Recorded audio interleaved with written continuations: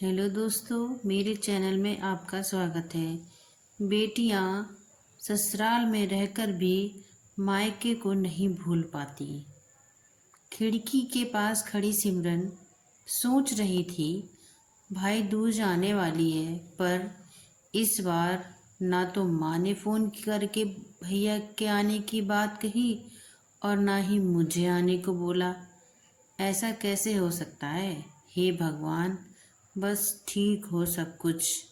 अपनी सास से बोली, माँ जी, मुझे बहुत डर लग रहा है। पता नहीं क्यों हो गया, मुझे कैसे भूल गए इस बार।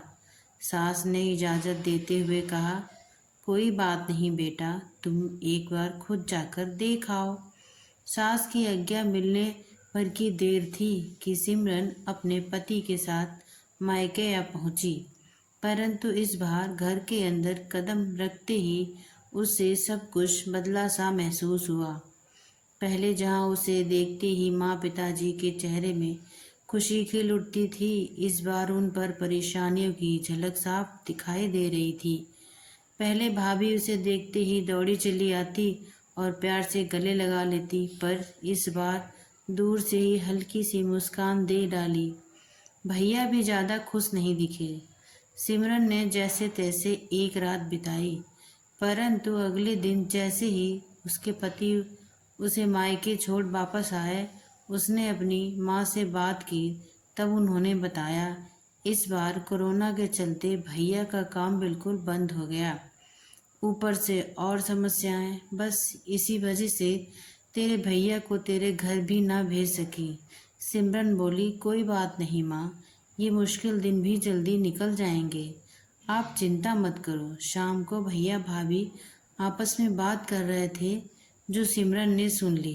भैया बोल रहे थे, पहले ही घर चलाना इतना मुश्किल था, ऊपर से बेटे की कॉलेज की फीस, परसों भाई दूज है, सिमरन को भी कुछ देना पड़ेगा।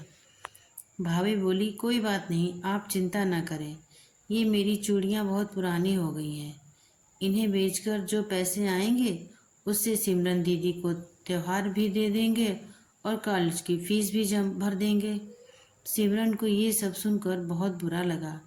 भैया भाभी ये क्या बातें कर रहे हैं? क्या मैं इनको इतना तंग करके कुछ लेने के लिए आती हूँ? वह अपने कमरे में आ गई। तभी उसे याद आया कि शादी से कुछ साल पहले जब वह नौकरी करती थी, तो उसने बड़े शौक से अपनी पहली तनख्वाह लाकर पापा को दी थी।